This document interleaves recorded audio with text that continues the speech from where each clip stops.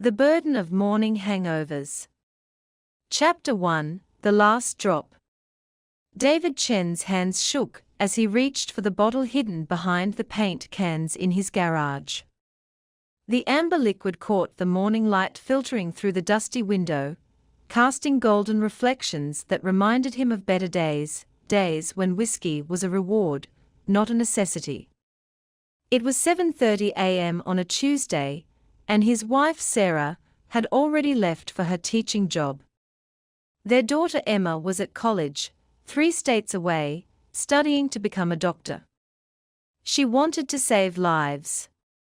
The irony wasn't lost on him that he couldn't even save his own. The garage had become his sanctuary and his prison. What started as weekend woodworking projects had devolved into a place to hide his shame. Empty bottles lined the shelves like soldiers, testament to battles he'd lost against himself. He'd become an expert at timing his drinks, enough to function, never enough to feel whole. David unscrewed the cap with practiced efficiency. The familiar burn down his throat brought momentary relief from the anxiety that gnawed at him constantly. Just one, he told himself. Just enough to steady his hands for the presentation at work. He was a successful architect, or had been once. His firm still kept him on, partly out of loyalty and partly because his designs, even in his current state, were better than most. But he could see the concerned glances from colleagues, the way meetings were scheduled earlier in the day when he was most functional. The weight of pretending to be normal had become heavier than the addiction itself. Chapter 2: Foundations Cracking. The Hartwell Community Center was supposed to be David's comeback project. After months of half-hearted designs and missed deadlines, this was his chance to prove he could still create something meaningful. The building would serve underprivileged families, offering after-school programs and job training. Standing before the planning committee, David felt sweat beading on his forehead despite the air conditioning. He'd had 3 drinks before leaving the house, not enough to impair him, he reasoned, just enough to calm his nerves. But as he clicked through his presentation slides, the room seemed to tilt slightly. The foundation will be reinforced concrete, he heard himself saying, capable of supporting. The words scattered like leaves in wind. Committee members exchanged glances. Margaret Reeves, the project director, leaned forward with concern.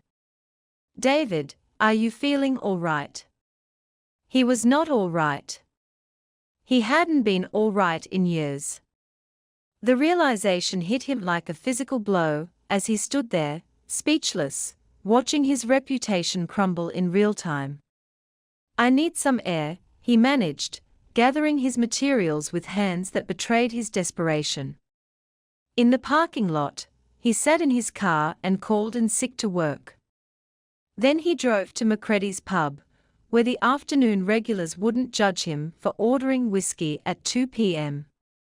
The bartender, Joe, had seen it all before.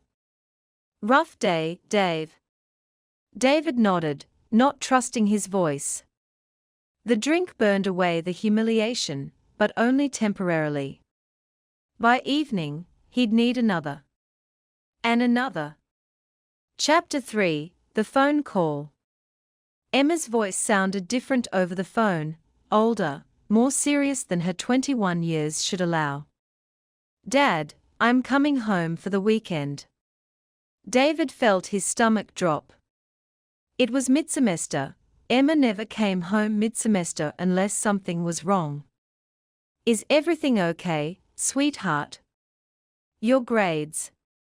"My grades are fine, Dad. It's you I'm worried about." The words hung in the air like smoke.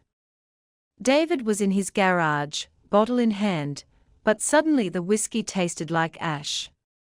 "I don't know what you mean." "Mom called me. She told me about the presentation, about work putting you on." "What did she call it?" Administrative leave. Administrative leave. The euphemism stung worse than the truth. His firm had essentially benched him, pending personal matters resolution. Sarah had been devastated when he told her, though she'd tried to hide it behind supportive smiles and suggestions about getting help. "It's temporary," David said weakly. "Dad." Emma's voice carried a weight that made him feel small.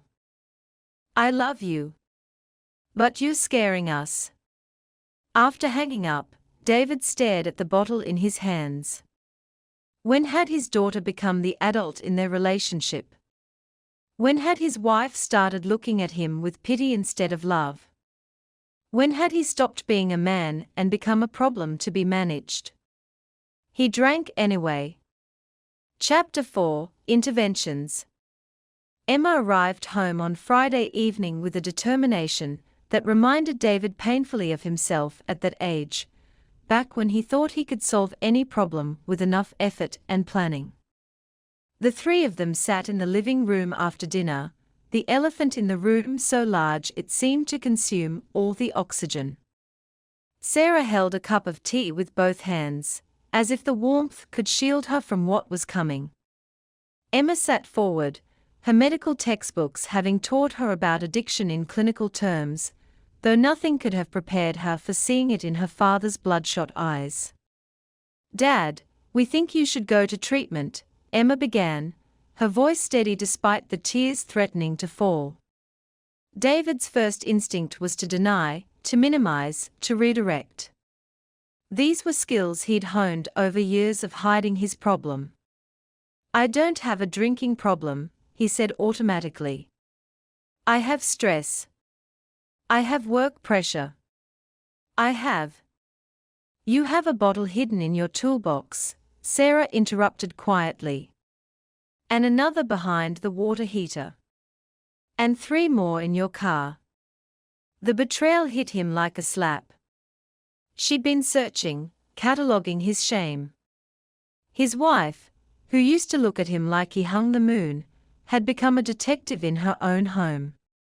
"I can stop anytime I want," he protested, even as his hands began to shake at the thought. Emma leaned forward, her young face etched with pain. "Then stop. Right now. Don't drink anything for the rest of the weekend." The challenge hung between them. David opened his mouth to agree, to prove he was still in control, but the words wouldn't come. The thought of 48 hours without alcohol sent panic racing through his system. "It's not that simple," he whispered. "We know," Sarah said softly.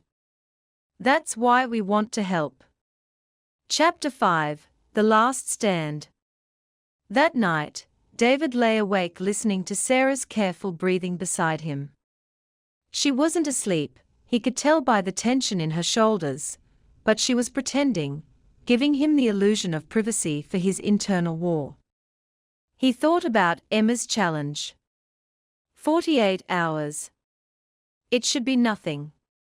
He'd gone longer before, during family vacations, business trips where drinking wasn't convenient. But those times had been planned, controlled, temporary. This felt different. This felt like a test he was destined to fail. By 3 a.m., the craving was so intense it felt like physical pain. His shirt was damp with sweat, his heart racing. He slipped out of bed and padded to the bathroom, splashing cold water on his face and staring at the stranger in the mirror. When had his eyes become so hollow? When had his face taken on that greyish pallor of the chronically unwell?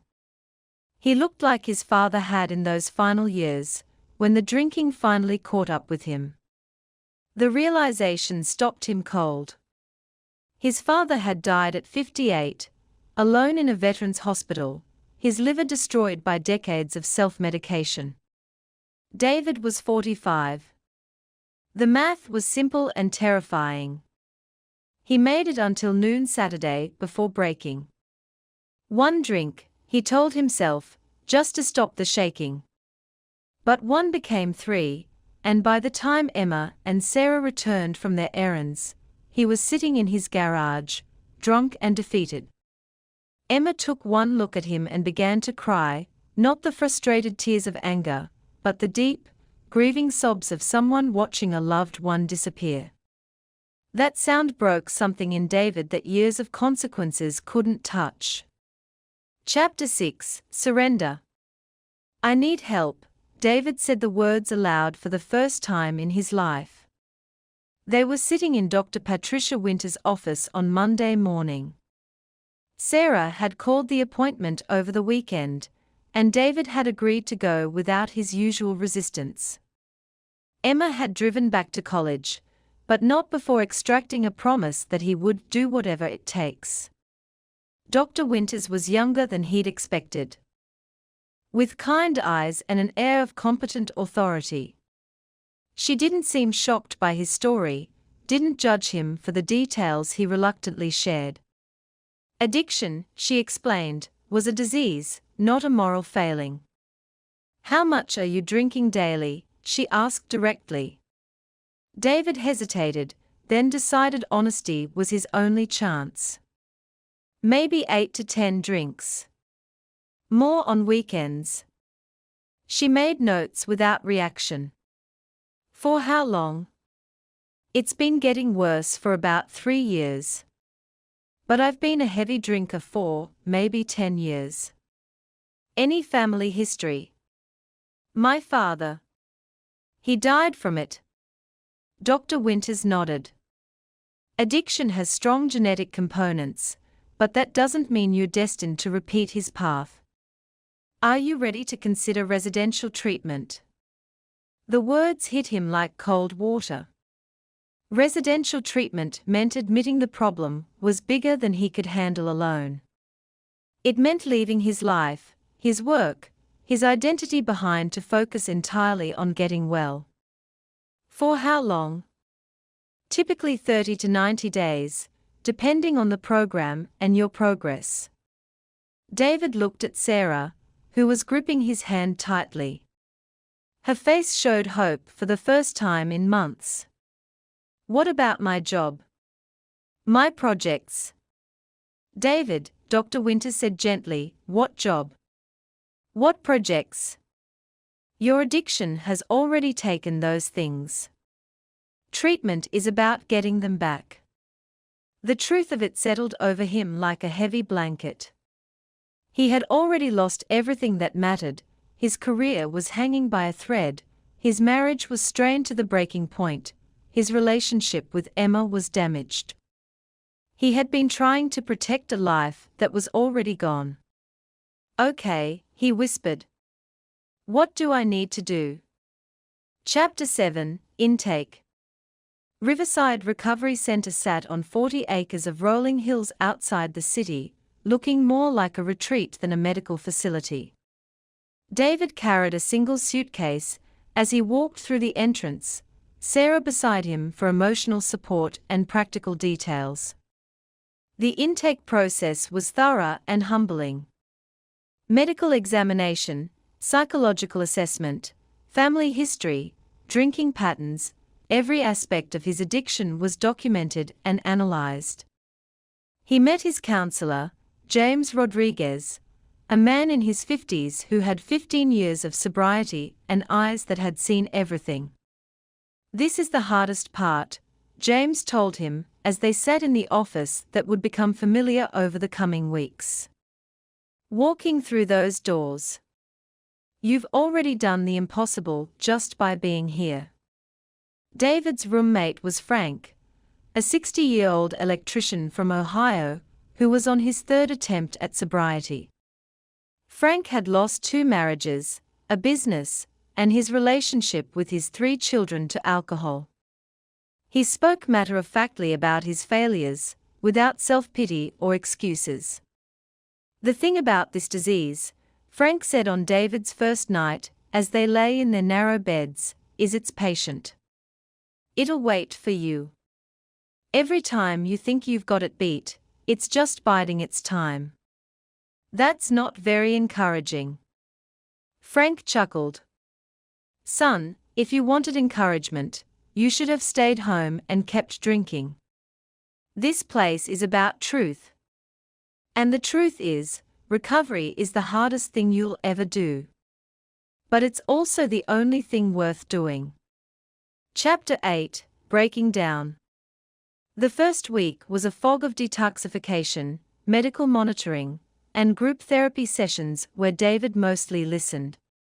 His body was recalibrating to function without alcohol, leaving him exhausted, anxious, and emotionally raw. Simple tasks felt overwhelming, complex thoughts scattered before he could grasp them. In group, he heard stories that made his own problems seem manageable, and others that mirrored his experience so closely it was unsettling. There was Maria, a nurse who'd been stealing pain medication for 2 years, Tommy, a college senior who'd been drinking since he was 14, Janet, a grandmother who hid wine bottles in her grandchildren's toy boxes. Addiction doesn't discriminate, their group facilitator, Dr. Amanda Pierce, reminded them regularly. It doesn't care about your education, your income, your good intentions. It only cares about survival, and it will sacrifice everything else to stay alive. During his second week, David had what the staff called a breakthrough, though it felt more like a breakdown. He was in individual therapy with James, discussing his relationship with his father, when the grief he'd been suppressing for decades finally erupted. "He was drunk at my high school graduation," David sobbed, the words torn from some deep place he'd locked away. "At my wedding. He missed Emma's birth because he was passed out in his car. And I swore I'd never be like him.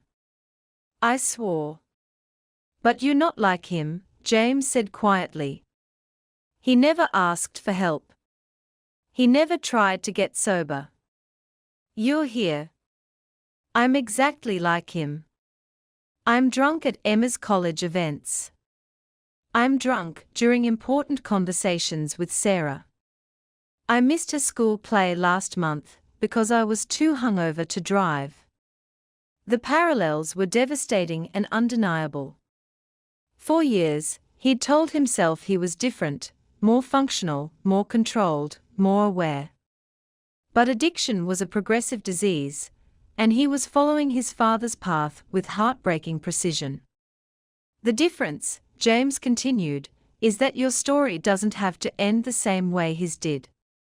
Chapter 9, The Work Begins. Recovery, David learned, was less about stopping drinking and more about learning to live. In his addiction, alcohol had become the solution to every problem: stress, anxiety, boredom, celebration, grief, joy. Without it, he had to develop entirely new coping mechanisms. The days were structured around therapy, individual sessions with James, group therapy, family therapy via video call with Sarah and Emma, specialized sessions on addiction science, relapse prevention, and life skills.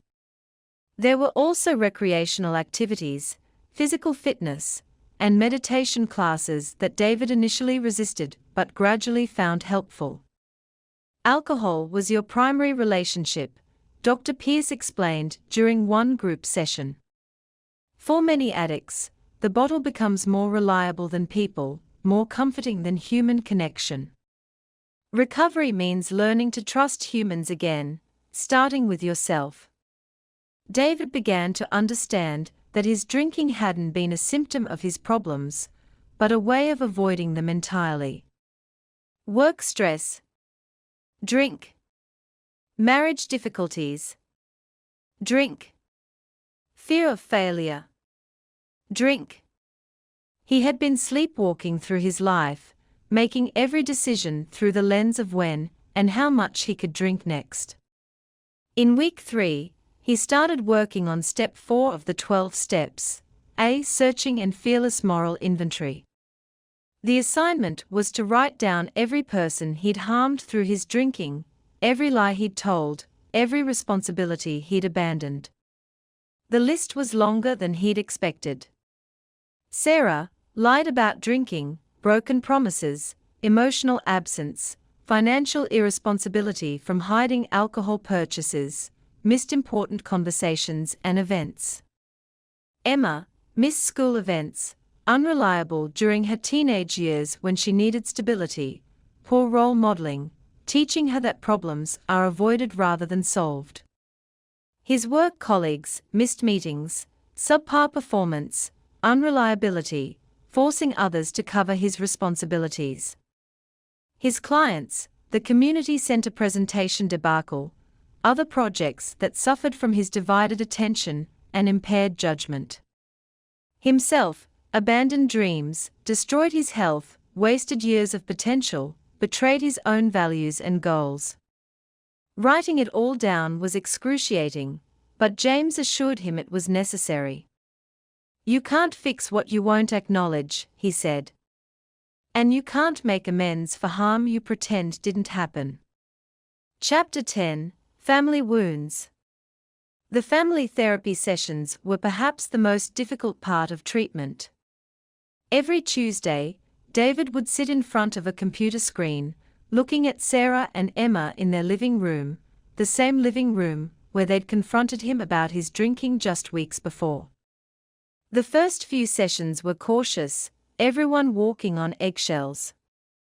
Sarah shared her feelings of helplessness and resentment. Emma talked about her embarrassment and fear. David listened and apologized, but the words felt hollow even to him. "I need you to understand," Sarah said during their fourth session, her voice steady, but her eyes bright with unshed tears. "That I've been grieving you for years. The man I married, he's been gone so long I sometimes forget what he was like." The words hit harder than any accusation. David realized that while he'd been focused on hiding his drinking, Sarah had been mourning the loss of their partnership, their shared dreams, their connection. "I remember when we first looked at houses," she continued. "You were so excited about having space for a workshop, about building Emma a treehouse. You had so many plans. When did those plans become about hiding bottles?" Emma, home from college for the session, was quieter but her words cut deeper. "I've been afraid to bring friends home for 2 years," she admitted.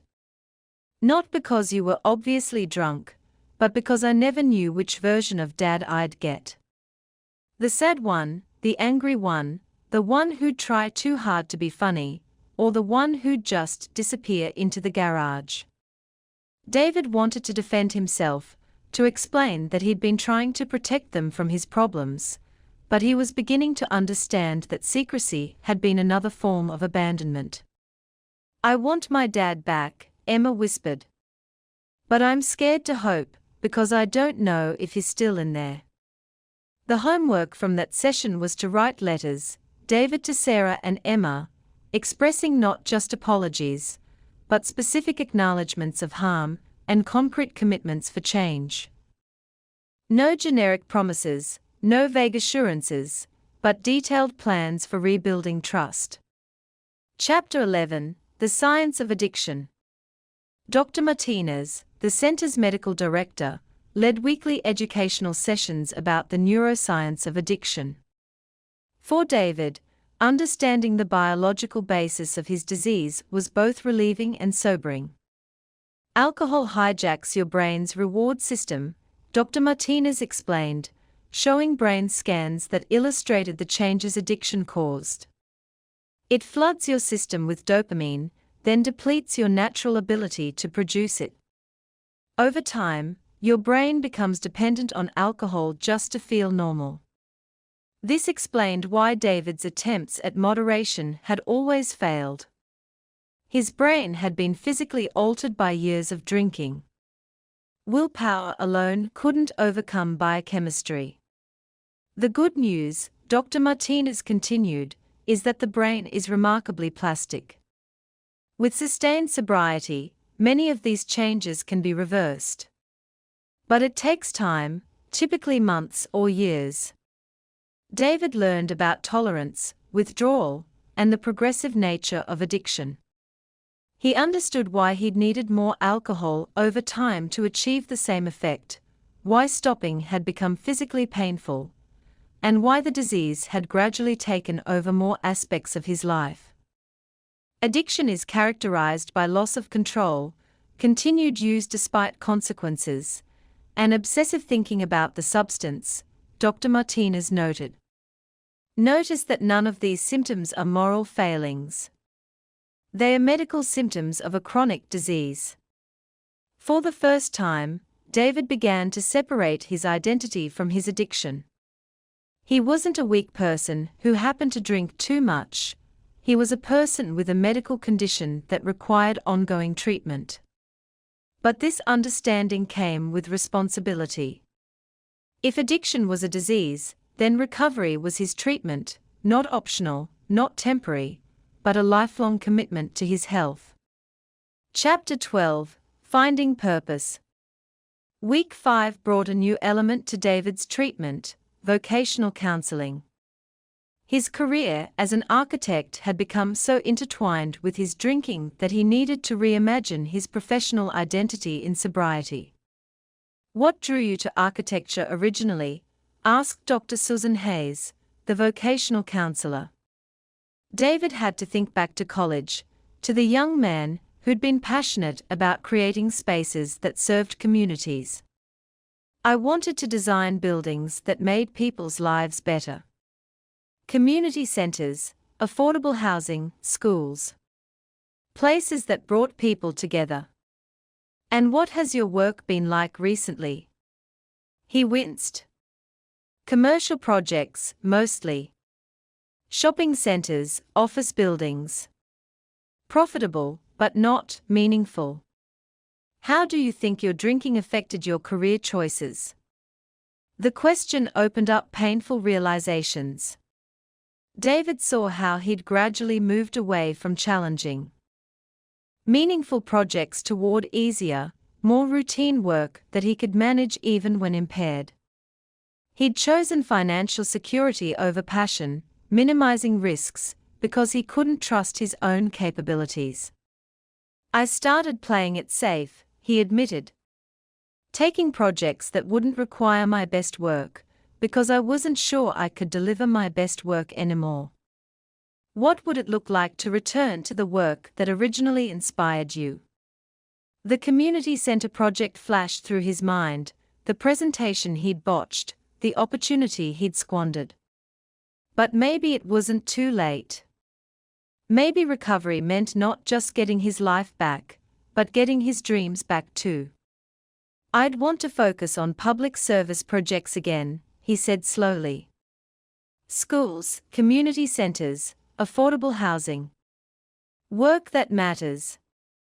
"That's a powerful motivation for recovery," Dr. Hayes observed. "Having a sense of purpose beyond just staying sober." Chapter 13: Setbacks and Breakthroughs. Not every day in treatment was progress. David experienced what the staff called pink cloud syndrome, periods of optimism and energy followed by crashes of depression and doubt. During his 7th week, he went through several days of questioning everything. "Maybe I'm not really an alcoholic," he confided to James during an individual session. "Maybe I was just going through a rough patch.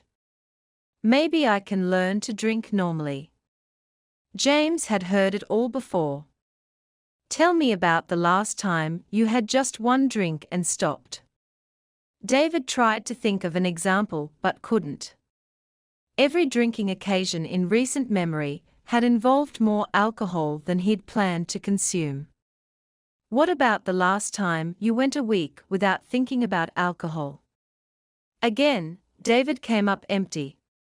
Drinking or not drinking, alcohol had been central to his thoughts for years. "David, I want you to imagine your life in 5 years if you try controlled drinking. Walk me through what that looks like." The exercise was sobering. David could see himself right back where he started, hiding bottles, making excuses, disappointing his family. The rough patch theory was just his addiction trying to convince him to give it another chance. The voice in your head that's telling you maybe you're not really an alcoholic. James said. That's not your voice. That's your addiction talking. It sounds like you because it's been living in your head for so long, but it's not you. Recovery is learning to tell the difference. This concept, that his addiction had a voice distinct from his own, was revolutionary. David began to notice the difference between his authentic thoughts and the cunning, persuasive voice that rationalized drinking, minimized consequences, and sabotaged his recovery efforts. Chapter 14: Making Amends. Week 8 brought the introduction of Step 8 and 9, making a list of people he'd harmed and making direct amends where possible. David had already been working on this in his moral inventory, but the prospect of actual conversations filled him with dread. Amends are not apologies, explained Helen, the staff member, who specialized in this aspect of recovery. Apologies are about feelings. I'm sorry I hurt you. Amends are about actions. I harmed you in specific ways, and here's what I'm doing to make it right. David started with letters to people he couldn't contact directly, former colleagues, clients whose projects had suffered, friends he'd pushed away. The act of writing helped him understand the full scope of his impact on others. The hardest amends would be to Sarah and Emma. These couldn't be handled in letters or phone calls. They required ongoing behavioral change and rebuilt trust over time.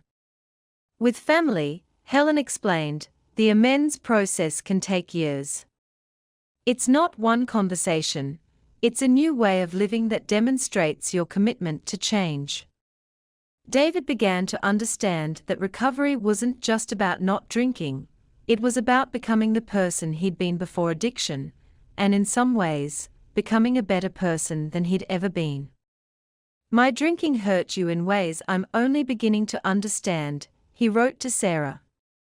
I know that saying sorry isn't enough, and I know that trust has to be earned back through consistent actions over time.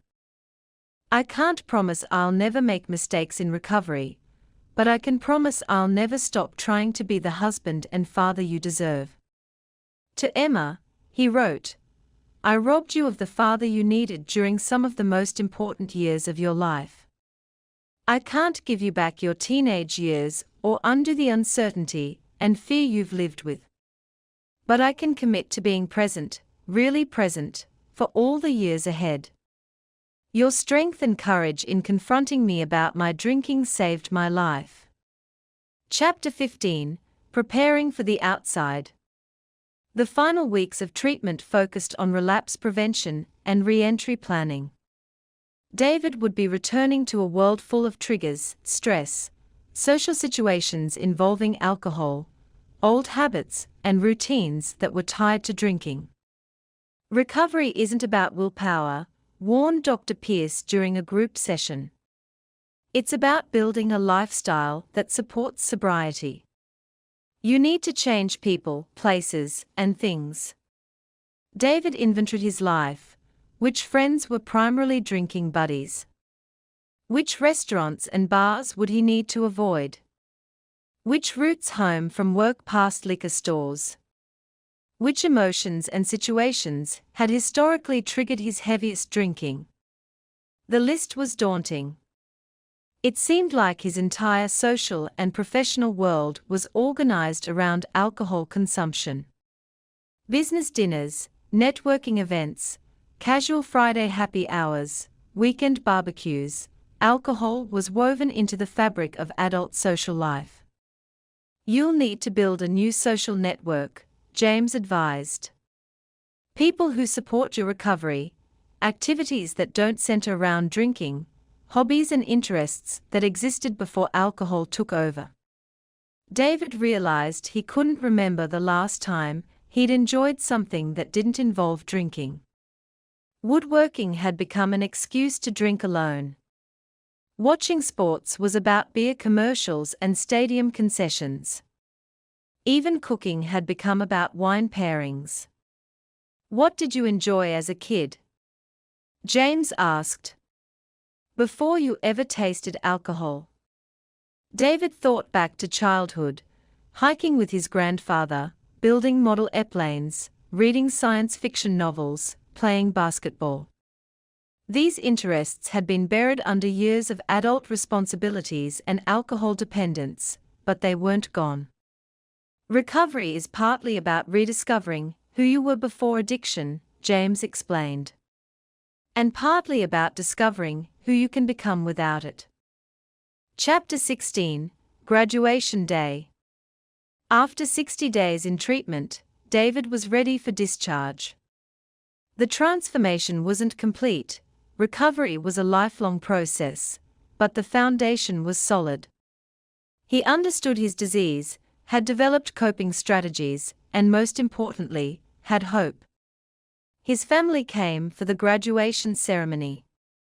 Sarah looked cautiously optimistic. Emma was protective, but showed glimpses of the trust they were rebuilding.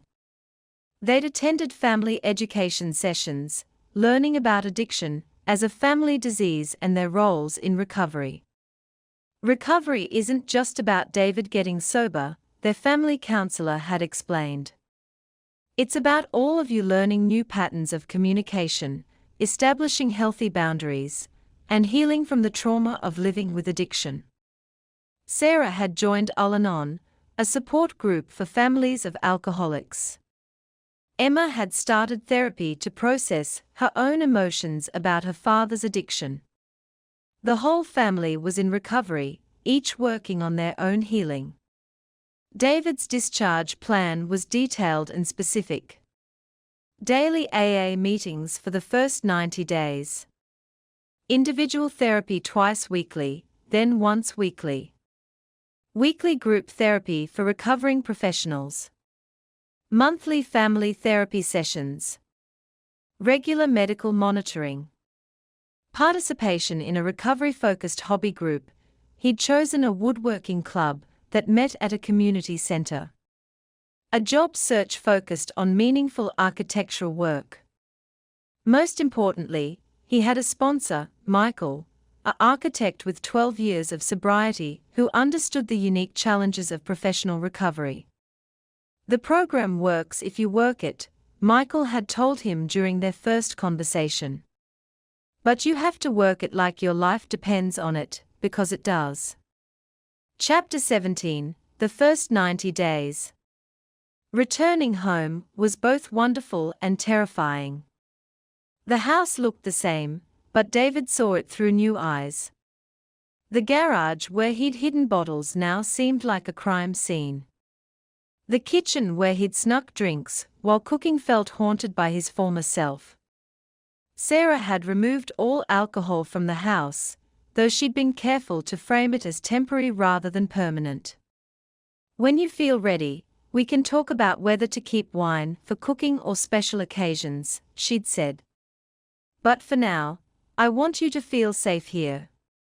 The first week was especially difficult. Without the structure of treatment, David felt adrift. His days were organized around AA meetings, therapy appointments, and job searching, but the unstructured hours were dangerous. Boredom had been a major drinking trigger, and he had to learn to fill time productively. He started attending morning AA meetings at 7 a.m., which helped establish a routine.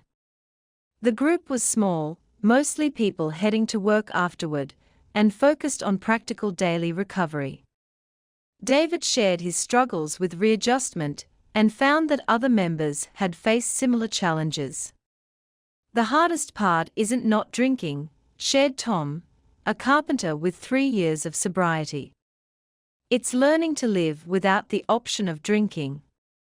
When alcohol was my solution to every problem, I never developed real coping skills." Recovery is growing up all over again. David also reconnected with old interests. He started jogging again, something he'd enjoyed before addiction consumed his time and energy. He bought books on sustainable architecture and green building techniques. He visited Emma at college, attending a parent weekend completely sober for the first time in years. "You look different, Dad," Emma observed as they walked across campus. "More present." "I feel different," he replied. "Like I'm actually living my life instead of just surviving it." Chapter 18: Professional Redemption. 3 months after discharge, David got a call that changed everything. Margaret Reeves from the Hartwell Community Center project reached out. "I know what happened at the presentation," she said carefully. "And I know you've been getting help. Our original architect has had some problems with the design, and we are wondering if you'd be interested in taking another look at the project." David's first instinct was panic. What if he couldn't perform without alcohol? What if sobriety had dulled his creative edge? These were common fears among recovering professionals, but David had discussed them extensively in therapy. "I'm in recovery from alcoholism," he told Margaret directly. "I can't guarantee I'm the same architect I used to be, but I can guarantee I'll be fully present and committed to the project." Margaret was quiet for a moment. "Actually, that's exactly what we are looking for. Someone who understands what it means to rebuild." Taking on the community center project became David's Step 9 amends to his professional life. He approached the design with a passion and attention to detail that had been missing from his work for years. The building would serve families dealing with various challenges: addiction, poverty, domestic violence, mental illness, and David understood their struggles in a way he never could have before. The design incorporated natural light, flexible spaces for various programs, and small details that created warmth and dignity. He included a meditation garden, childcare facilities, and meeting rooms that could accommodate support groups. Every element was purposeful and healing.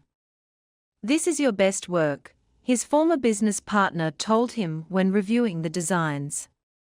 "Maybe your best work ever." "It should be," David replied. "It's the first project I've designed completely sober in 5 years." Chapter 19: Relationship Reconstruction. Rebuilding his marriage required patience from both David and Sarah. Trust, once broken, couldn't be restored overnight. They started with small steps: weekly date nights with no alcohol, honest conversations about daily challenges, couples therapy focused on communication patterns. "I fell in love with your dreams," Sarah told him during one therapy session. "Your passion for creating spaces that mattered. I felt like I was married to your ambition and then to your disease, but never to you." David realized that recovery meant rediscovering not just himself, but his relationship with Sarah. They'd been roommates managing a crisis for so long that they'd forgotten how to be partners sharing a life. They established new routines: morning coffee together before work, evening walks around their neighborhood, weekly check-ins about their relationship and David's recovery. Sarah attended some AA open meetings to better understand his daily challenges. "I'm not the same person who married you," David acknowledged. "Recovery has changed me.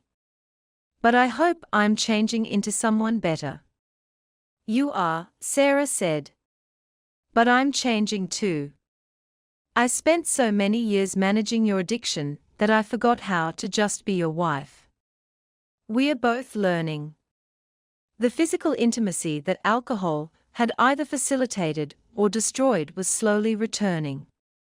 Without liquid courage, David had to learn to be vulnerable in sobriety. Without the barrier that his drinking had created, Sarah had to learn to trust him with her heart again. Chapter 20: Helping Others.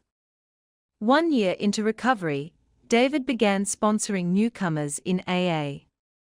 His first sponsor was Jake, a 28-year-old engineer whose story mirrored David's in alarming ways: professional success masking personal deterioration, family relationships strained by hidden drinking, career on the verge of collapse. "I keep thinking I can figure out how to drink normally," Jake confessed during one of their meetings. "Like maybe if I only drink beer, or only on weekends, or only at home." David smiled, remembering his own bargaining attempts. "I tried every rule in the book. Only after 5 p.m. Only wine with dinner. Only on days that ended in Y. The problem wasn't what I was drinking or when, it was that I was alcoholic." Helping Jake navigate early recovery helped David understand his own progress. The confusion, fear, and resistance he saw in his sponsor reminded him how far he'd come. "Working with newcomers keeps me humble," he told Michael, his own sponsor. "I see how close I always am to going back out, and it reminds me why I work the program every day." David also began volunteering at the treatment center where he'd gotten sober, sharing his story with current patients and helping with vocational counseling for professional clients. Speaking publicly about his addiction, something that would have terrified him early in recovery, became a source of strength. "My name is David, and I'm an alcoholic," he would begin, the words no longer carrying shame, but acceptance and hope. "I'm here to tell you that recovery is possible, but it requires everything you've got." Chapter 21, the second year. 2 years of sobriety brought challenges David hadn't anticipated. The pink cloud of early recovery had given way to the reality of daily maintenance. Some days, recovery felt natural and effortless. Others required tremendous effort just to get through without drinking. "Recovery isn't a destination," Michael reminded him during a particularly difficult week. "It's a daily practice. Like brushing your teeth or going to work, some days you feel like doing it, some days you don't, but you do it anyway."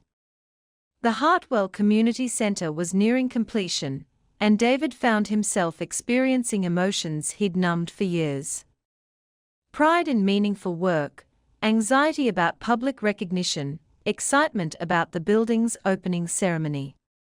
In his drinking days, these feelings would have triggered a bender. Now, he had to learn to experience them fully without chemical mediation. "I never realized how much I used alcohol to regulate my emotions," he told his therapist. "Happy, sad, anxious, excited, everything got filtered through whiskey. Now I feel everything at full strength." "That's part of recovery," she replied. "Learning to surf the waves of emotion instead of drowning them." The community center's opening was a milestone David couldn't have imagined during his drinking days. Local officials, community members, and his own family gathered to celebrate the building that would serve hundreds of people. David stood before the crowd, completely sober and fully present. "This building represents more than architecture," he said during his speech. "It represents the possibility of second chances, the power of community support, and the belief that everyone deserves a safe space to rebuild their lives." As he spoke, he saw Sarah in the audience, tears in her eyes, not tears of embarrassment or fear, as he'd seen so often during his drinking, but tears of pride. Emma was there too, having driven down from graduate school, beaming with the kind of unconditional love he'd thought he'd lost forever. After the ceremony, Margaret Reeves approached him. "We have another project," she said. "A recovery housing facility. I can't think of anyone better qualified to design it." Chapter 22, Growing Pains. Not everything in recovery was smooth sailing. During his second year, David faced what addiction counselors called life on life's terms, dealing with normal problems without the option of drinking them away. Sarah's father was diagnosed with cancer. Emma struggled with the pressure of medical school. David's mother, now in her 70s, began showing signs of dementia. These were the kinds of stresses that had driven him to the bottle in the past. "I keep waiting for the other shoe to drop," Sarah confided during one of their evening walks. "When things get really hard, part of me still expects you to disappear into the garage with a bottle." David understood her fear, he felt it too. Not because he wanted to drink, but because he recognized how his past behavior had traumatized his family. Their trust was still fragile, rebuilt one day at a time, but vulnerable to any sign of his old patterns. "I can't promise I'll handle every crisis perfectly," he told her. "But I can promise I'll handle them sober. And I'll ask for help when I need it." This was a crucial difference. In his drinking days, David had isolated himself during difficult times, believing that his problems were his alone to solve. Recovery had taught him that isolation was dangerous and that asking for help was a sign of strength, not weakness.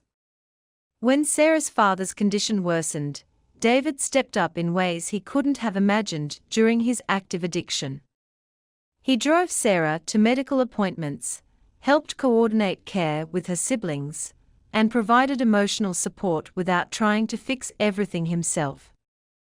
"You're not trying to be Superman anymore," Sarah observed one evening after a particularly difficult day at the hospital. "You're just being present. It means everything." Chapter 23, The Third Year Challenge. The third year of recovery brought what many in AA call the dangerous year. The immediate crisis of early recovery was over, life had stabilized, and complacency became a real threat.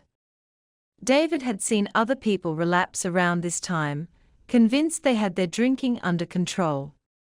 "I hardly think about alcohol anymore," David mentioned to Michael during one of their weekly meetings. Michael raised an eyebrow. "That's both good and dangerous." "Good because it means your recovery is working. Dangerous because it might mean you're not working your recovery." David realized he'd been coasting. His meeting attendance had become sporadic, he'd stopped reading recovery literature, and he'd been taking his sobriety for granted. The daily vigilance that had characterized his first 2 years had relaxed into comfortable routine. "Recovery requires maintenance," Michael warned. "Like a garden, or a marriage, or a friendship.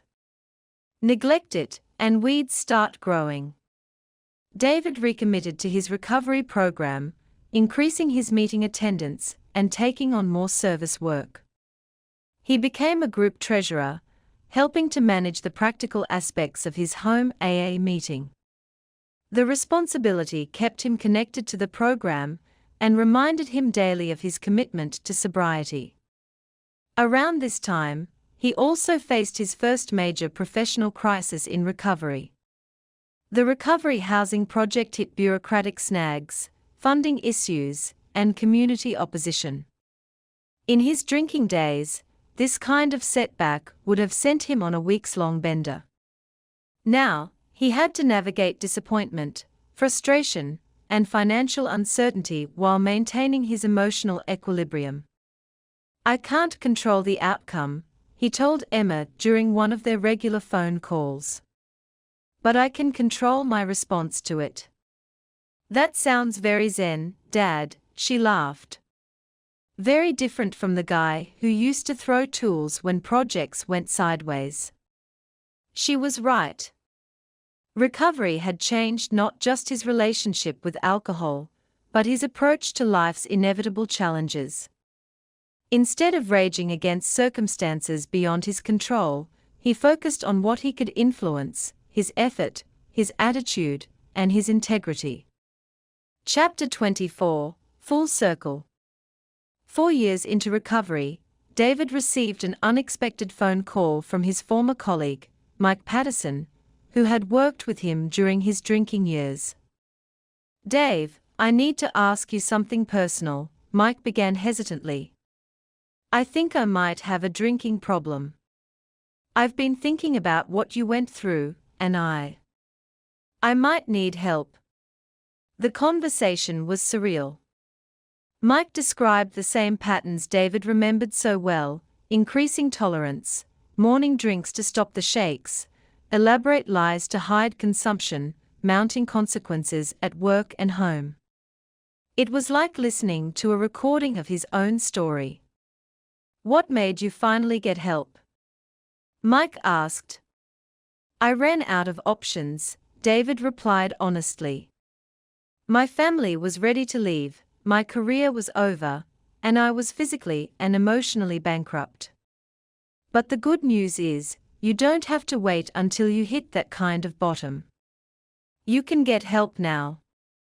David spent an hour sharing his experience, offering resources, and providing hope. After hanging up, he realized how much his perspective had shifted. 4 years earlier, his addiction had been a source of shame and secrecy. Now, his recovery had become a tool for helping others. Mike entered treatment the following month, with David serving as a support person during the intake process. Watching someone else take those first terrifying steps toward recovery reminded David of his own journey and reinforced his gratitude for the life he'd built. Recovery is a gift, he told Mike. Not just sobriety, but the chance to become the person you were meant to be before alcohol got in the way. Chapter 25, Love Reborn. 5 years of sobriety marked a milestone that seemed impossible during those dark days in the garage. David and Sarah decided to renew their wedding vows, not because their marriage had returned to what it was before, but because it had become something entirely new. I want to marry the man you are now, Sarah told him as they planned the ceremony. The man who shows up, who tells the truth, who faces problems instead of hiding from them. Emma, now Dr. Emma Chen and working in addiction medicine, would officiate the ceremony. Her career choice wasn't coincidental. Watching her father's recovery had inspired her to specialize in helping others overcome addiction. You gave me the greatest gift, she told David while helping him write his new vows. You showed me that people can change, that rock bottom can become a foundation, that it's never too late to become who you're supposed to be. The ceremony was small: immediate family, close friends from AA, colleagues who had supported David's recovery. Instead of a traditional reception with alcohol, they held an afternoon celebration at the community center David had designed, filled with mocktails, good food, and genuine joy. 5 years ago, I made promises I couldn't keep, David said during the ceremony, looking into Sarah's eyes.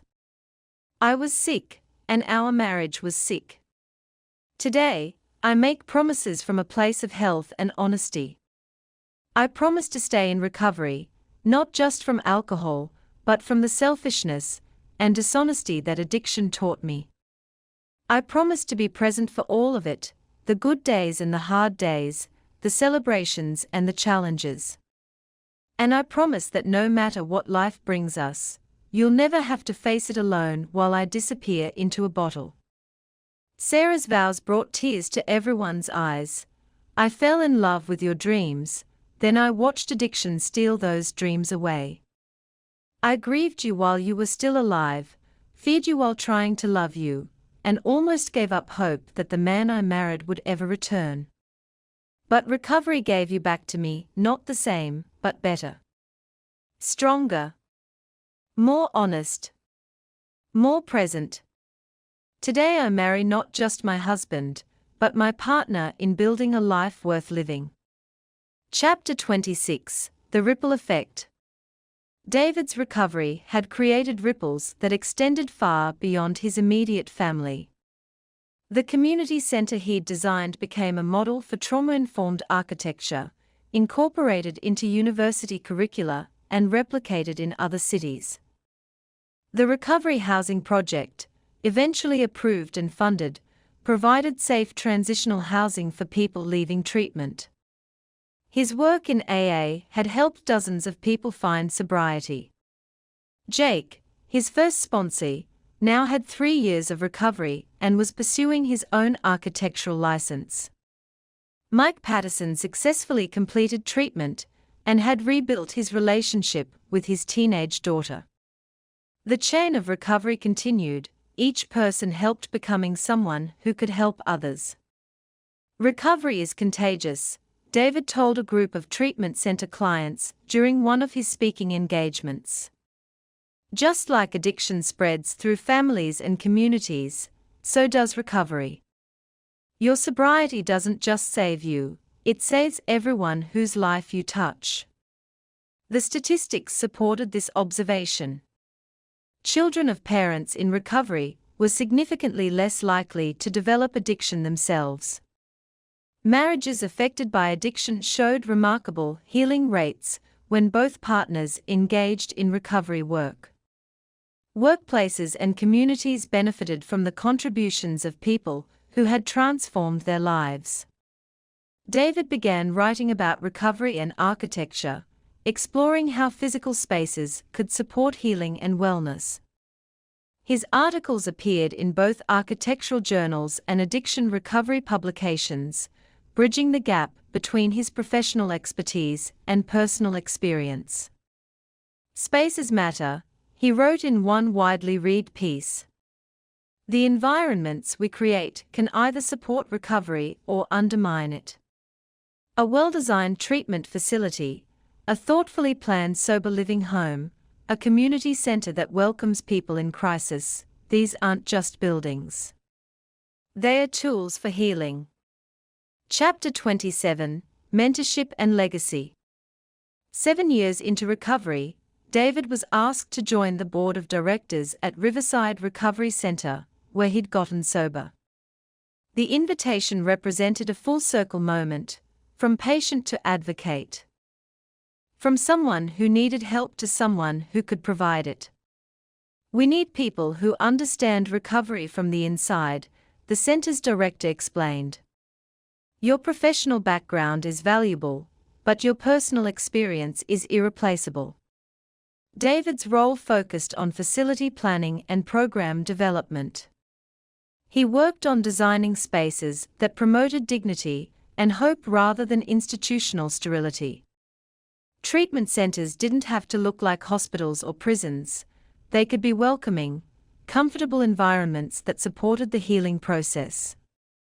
He also mentored other professionals in recovery, lawyers, doctors, teachers, executives who struggled with the unique challenges of high-functioning addiction. These individuals often faced additional barriers to seeking help, professional licensing concerns, public scrutiny, financial pressures, and the myth that successful people shouldn't have addiction problems. Professional addiction is often the most invisible, David explained during a conference presentation. We are skilled at maintaining appearances, at compartmentalizing, at functioning despite our disease. But functioning isn't living, and success built on a foundation of addiction is ultimately unsustainable. Emma, now working at a major medical center's addiction treatment program, often collaborated with her father on professional outreach efforts. Their father-daughter recovery advocacy drew attention to the family nature of addiction and recovery. My father's addiction affected my entire family, Emma would tell audiences of medical professionals. But his recovery healed our entire family. When we treat addiction as a family disease and support family recovery, the results are transformational. Chapter 28, Facing Mortality. 8 years into recovery, David faced his most serious test yet.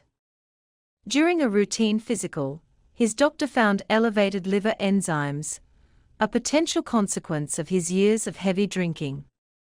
Further testing revealed early-stage liver damage, not immediately life-threatening, but a stark reminder of addiction's lasting consequences. The good news is that liver damage at this stage can be managed, his physician explained.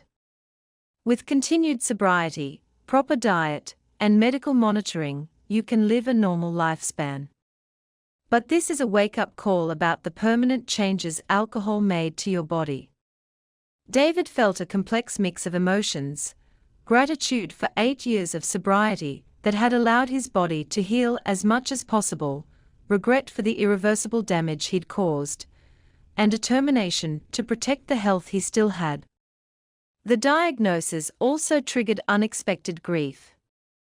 He mourned not just his damaged liver, but all the years he'd lost to addiction, all the experiences he'd missed while numbed by alcohol, all the potential that had been squandered. "I'm angry," he told his therapist. "Not at anyone else, but at the disease. At all the time it stole from me."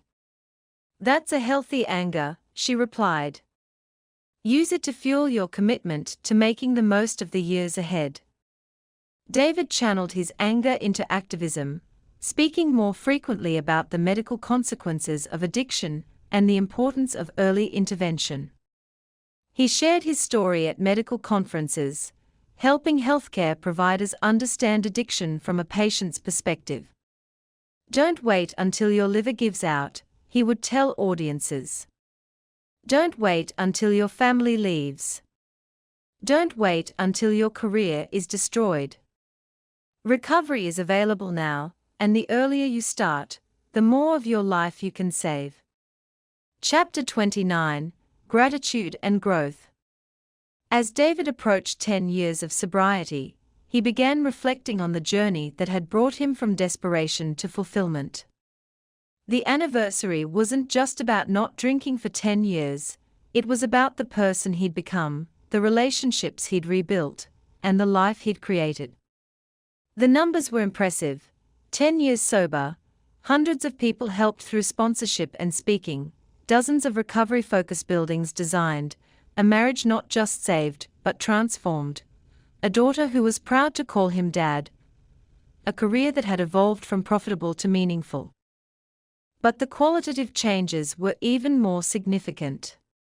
David had learned to experience life fully: joy without artificial enhancement, sorrow without chemical numbing, anxiety without alcoholic relief, celebration without liquid courage. He'd developed genuine coping skills, authentic relationships, and a sense of purpose that transcended his own survival. "Recovery gave me my life back," he told Sarah on their evening walk, a decade-long tradition that had begun in his first year of sobriety. "But more than that, it gave me a life worth living." Sarah smiled, taking his hand as they walked through their neighborhood, past houses where they'd built friendships with people who knew David only as the sober, reliable neighbor who designed beautiful buildings and helped people in recovery. "Do you ever miss it?" she asked, a question she'd avoided for years. David considered the question seriously. "I miss the illusion of it sometimes," he said finally. "The fantasy that alcohol could solve problems or enhance experiences. But I don't miss the reality, the shame, the secrecy, the constant anxiety about when and how much I could drink next. I don't miss being half alive." Chapter 30: The Weight of Mourning. 10 years to the day after his last drink, David stood in his workshop, the same garage where he'd once hidden bottles and nursed his addiction. Now it contained projects that brought him joy: birdhouses for Emma's new home, a bookshelf for Sarah's classroom, a rocking chair for the grandchild they hoped to have someday. The morning light streamed through clean windows, illuminating wood shavings and the tools of creation rather than destruction. The space that had once symbolized his shame now represented his recovery, a place of productivity, creativity, and honest labor. He thought about the man who had stood in this same spot a decade earlier, shaking hands, reaching for a bottle at 7:30 a.m., convinced that alcohol was the only thing standing between him and complete collapse. That man couldn't have imagined the life David was living now. The phone rang. Jake, his first sponsee, calling to share news of his promotion to senior architect and his engagement to a woman he'd met in recovery. Later, Emma would call with updates from her residency. Sarah would come home from school with stories about her students, and they would cook dinner together, sharing the kind of intimate daily moments that addiction had made impossible. Recovery hadn't made David's life perfect. No one's life was perfect. But it had made his life authentic, connected, and purposeful. The weight of mourning no longer meant the crushing anxiety of facing another day of maintaining lies and managing consequences. It meant the hopeful anticipation of building something meaningful with the hours ahead.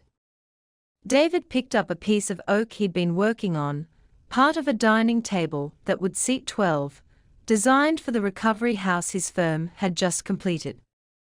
As he began to sand the wood, feeling its grain beneath his fingers, he thought about all the meals that would be shared at this table, all the conversations between people rebuilding their lives, all the hope that would be nourished in this simple act of gathering.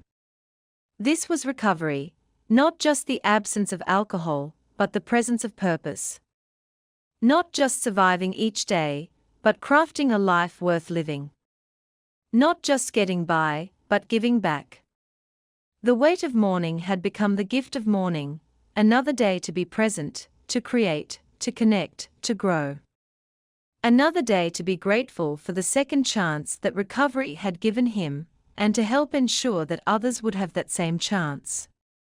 As the sun climbed higher and the workshop filled with golden light, David smiled and continued his work, building something beautiful with hands that were finally steady, guided by a mind that was finally clear, fueled by a heart that was finally alive. Recovery was possible. Hope was real. And every morning was a new beginning. Epilogue, 5 years later. 15 years after his last drink, David Chen stood before the American Institute of Architects, accepting their Public Service Award for his work in recovery-centered design. In the audience sat Sarah, now retired and volunteering at the community center David had designed. Emma was there too, 8 months pregnant with their first grandchild, having taken time off from her position as Chief of Addiction Medicine at Metropolitan Hospital. Architecture, David said in his acceptance speech, has the power to heal or to harm, to inspire or to oppress, to connect or to isolate. When we design with recovery in mind, whether from addiction, trauma, poverty, or any other challenge, we create spaces that say you matter, you belong, you can heal. He paused, looking out at the audience of his peers. 15 years ago, I was a different person in a different life, designing buildings that were profitable, but not purposeful, successful, but not meaningful. Recovery didn't just save me from alcohol, it saved me from a life half-lived. It gave me the courage to build not just with brick and steel, but with hope and healing. The standing ovation seemed to last forever, but David was thinking about tomorrow, another day of recovery, another opportunity to build something beautiful, another chance to help someone else find their way from the darkness of addiction to the light of a life worth living.